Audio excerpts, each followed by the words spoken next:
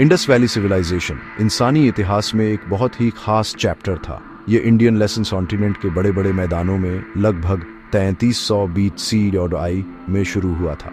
ये पुरानी सोसाइटी कई सदियों तक फली फूली और 2600 से 1900 BC के बीच अपने पीक पर पहुंच गई। इसका एरिया बहुत बड़ा था, जो आज के पाकिस्तान और नॉर्थ वेस्ट इंडिया तक फैला हुआ था। यह सिविलाइजेशन ताकतवर इंडस रिवर और उसकी कई ट्रिब्यूटरीज के किनारे फली फूली। ये रिवर सिस्टम लोगों के लिए बहुत इंपॉर्टेंट था, क्योंकि ये खेती के लिए पानी और ट्रेडिंग के लिए रास्ता देता था। ये ओल्ड वर्ल्ड की 3 सबसे पुरानी सिविलाइजेशंस में से एक थी, मेसोपोटामिया और एंशिएंट इजिप्ट के साथ। ये तीनों में सबसे ज्यादा फैली हुई भी थी, जो एक बहुत बड़े एरिया को कवर करती थी। इस खोई हुई सिविलाइजेशन की डिस्कवरी 1920 के दशक में एक बहुत बड़ा आर्कियोलॉजिकल इवेंट था। इसने एक सोफिस्टिकेटेड और बहुत ऑर्गेनाइज्ड सोसाइटी को रिवील किया था, जिसे कई हजार सालों से भुला दिया गया था। इसके 2 सबसे फेमस शहर थे, हड़प्पा और मोहनजोदड़ो। ये सिर्फ सिंपल सेटलमेंट नहीं थे, ये बड़े वेल प्लान्ड अर्बन सेंटर्स थे। दूसरी इंपॉर्टेंट साइट्स में धोलावीरा, लोथल और राखी चितादेली शामिल थे, जिनमें से हर एक ने इस कॉम्प्लेक्स कल्चर को समझने में हमारी हेल्प की। इन शहरों में सावधानी से की गई प्लानिंग के सबूत मिले, जहां सड़कें एक ग्रिड पैटर्न में बिछाई गई थीं। जिन लोगों ने इन्हें बनाया था, उनके पास इंजीनियरिंग और अर्बन डिजाइन का एडवांस्ड नॉलेज था, जो सचमुच अपने टाइम से आगे था। इंडस वैली सिविलाइजेशन का बड़ा स्केल और यूनिफॉर्मिटी हैरान कर देने वाली है। बलूचिस्तान के हाईलैंड से लेकर गुजरात के किनारों तक शहरों और कस्बों में कॉमन फीचर्स थे। उन्होंने कंस्ट्रक्शन के लिए स्टैंडर्डाइज्ड बेक्ड ब्रिक्स का इस्तेमाल किया था, जो उनके ऑर्गेनाइज्ड प्रोडक्शन मेथड्स का सबूत है। आर्कियोलॉजिस्ट्स को अलग अलग साइट्स पर वेट्स और मेजर्स का एक कंसिस्टेंट सिस्टम भी मिला है, जो एक यूनिफाइड इकोनॉमिक या एडमिनिस्ट्रेटिव सिस्टम होने का सुझाव देता है। इतने बड़े एरिया में स्टैंडर्डाइजेशन का यह लेवल स्ट्रॉन्ग कम्युनिकेशन और शायद गवर्निंग के एक शेयर्ड फॉर्म को इम्प्लाई करता है। हर एक सेटलमेंट में दिखाई देने वाली केयरफुल प्लानिंग एक ऐसी सोसाइटी की ओर इशारा करती है जिसने ऑर्डर एंड सिविक डिसिप्लिन को इम्पोर्टेंस दी। यह प्रेसिजन और कून ऑपरेशन पर बनी एक सिविलाइजेशन थी। इस महान सिविलाइजेशन की नींव फेवरेबल क्लाइमेट पीरियड के दौरान रखी गई थी। मॉनसून की बारिश भरोसेमंद थी और नदियों ने खेती के लिए फर्टाइल सिल्ट प्रोवाइड की। इससे शुरुआती इनहैबिटेंट्स को एक्स्ट्रा फूड प्रोड्यूस करने में हेल्प मिली, जो शहरों और स्पेशलाइज्ड लेबर की ग्रोथ के लिए इम्पोर्टेंट है। किसानों ने गेहूं, जौ और कॉटन जैसी फसलें उगाईं। इस एग्रीकल्चरल एबंडेंस ने बढ़ती पॉपुलेशन को सपोर्ट किया और लोगों को आर्टिजन्स, ट्रेडर्स और बिल्डर्स बनने के लिए फ्री कर दिया। शुरुआती फेज में छोटे गांवों का डेवलपमेंट हुआ, जो धीरे धीरे बड़े अर्बन लैंडस्केप में बदल गए। यह एक स्लो लेकिन स्टेबल राइज था, जो एंशिएंट वर्ल्ड की सबसे इंप्रेसिव सिविलाइजेशंस में से एक में बदल गया। इंडस वैली के शहरों में लाइफ अपने टाइम के हिसाब से बहुत एडवांस्ड थी। लोग बेक्ड ब्रिक्स से बने अच्छी तरह से बने हाउसेसों में रहते थे। कई हाउसेसों में प्राइवेट बाथरूम और एक सोफिस्टिकेटेड ड्रेनेज सिस्टम था। सड़कों के किनारे चलने वाले कवर्ड ड्रेन का यह सिस्टम सैनिटेशन इंजीनियरिंग का एक कमाल था, जो दूसरी एंशिएंट कल्चर्स में बेजोड़ था। यह दिखाता है कि हड़प्पा और मोहनजोदड़ो के लोग हाइजीन और पब्लिक हेल्थ को बहुत इंपॉर्टेंस देते थे। शहरों को 2 मेन पार्ट्स में डिवाइड किया गया था। एक निचला शहर जहां ज्यादातर लोग रहते थे और एक ऊंचा गढ़। गढ़ का इस्तेमाल शायद पब्लिक गैदरिंग, रिलीजियस सेरेमनीज या एक डिफेंसिव स्ट्रक्चर के लिए किया जाता था। इसमें मोहनजोदड़ो में ग्रेट बाथ जैसी इंपॉर्टेंट बिल्डिंग्स थीं। इंडस के लोगों का कल्चर रिच और आर्टिस्टिक था। वे स्किल्ड आर्टिजन्स थे, जिन्होंने सुंदर पॉटरी, इंट्रिकेट बीडवर्क और छोटी डिटेल्ड स्कल्पचर्स बनाई। सबसे फेमस आर्टिफैक्ट्स में से एक डांसिंग गर्ल की छोटी ब्रॉन्ज स्टैच्यू है, जो मेटल वर्किंग में उनके स्किल को दिखाती है। एक और आयनिक खोज प्रीस्ट किंग की स्टैच्यू है, जो एक ट्रिम्ड दाढ़ी और एक पैटर्न वाली रोब वाली आकृति है। लोगों ने हजारों छोटी सील्स भी बनाई, जो आम तौर पर स्टेटाइट से बनी होती थी। इन सील्स पर यूनिकॉर्न, बुल्स और एलिफेंट्स जैसे एनिमल फिगर्स के साथ एक मिस्टीरियस स्क्रिप्ट भी खुदी हुई है, जो आज तक अनडेसिफर्ड है। यह स्क्रिप्ट इंडस वैली सिविलाइजेशन की सबसे बड़ी पजल्स में से एक है। ट्रेड इंडस इकोनॉमी का एक इम्पॉर्टेंट पार्ट था जो इसके शहरों को दूर की लैंडों से जोड़ता था। गुजरात के लोथल शहर में एक बड़े वेल डिजाइन किए गए डॉकयार्ड की खोज समुद्री ट्रेड का क्लियर एविडेंस देती है।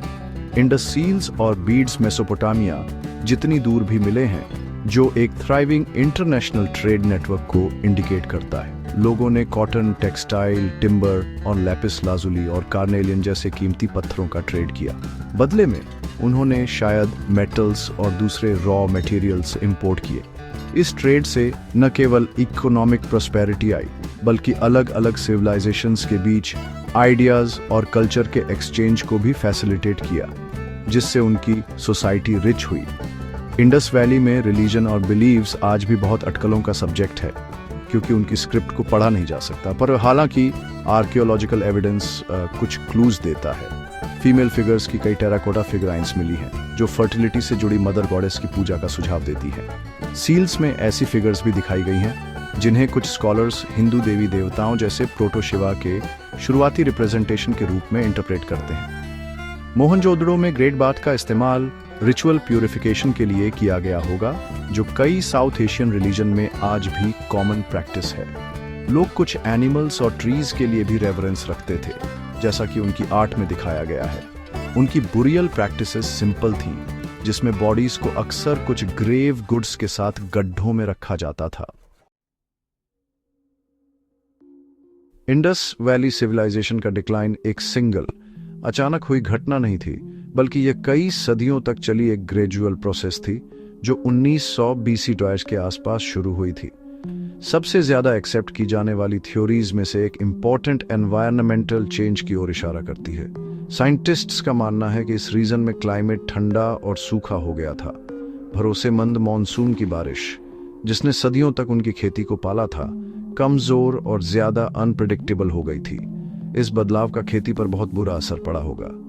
कम बारिश के साथ घग्गर हाकरा जैसी नदियां, जिन्होंने कई सेटलमेंट्स को सपोर्ट किया था, सूखने लगी। इससे पानी का गंभीर संकट और फूड प्रोडक्शन में कमी आई, जिससे बड़ी अर्बन पॉपुलेशन को बनाए रखना मुश्किल हो गया। नेचुरल डिजास्टर्स ने भी सिविलाइजेशन के पतन में इंपॉर्टेंट रोल प्ले किया होगा। मोहनजोदड़ो जैसी साइट्स से मिले एविडेंस बताते हैं कि शहर को इंडस रिवर से कई बड़े फ्लड का सामना करना पड़ा था।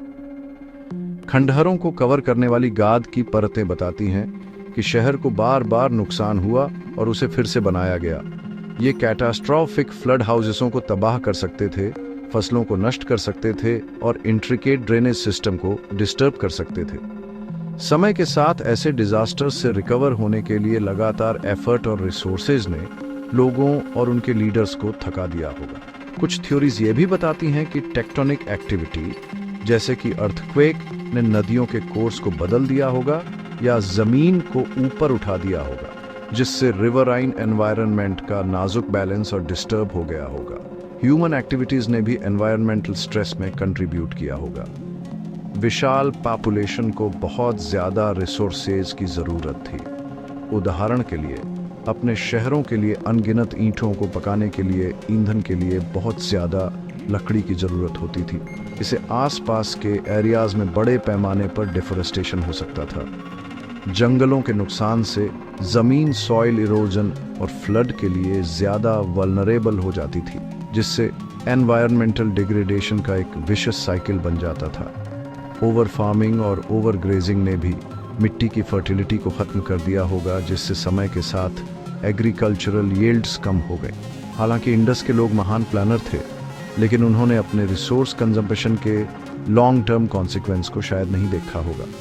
जैसे जैसे ये प्रेशर बढ़ते गए, कॉम्प्लेक्स अर्बन सिस्टम टूटने लगा। डिक्लाइन आर्कियोलॉजिकल रिकॉर्ड में दिखाई देता है। शहरों के बाद के फेज में अर्बन प्लानिंग और कंस्ट्रक्शन क्वालिटी में एक स्पष्ट गिरावट दिखती है।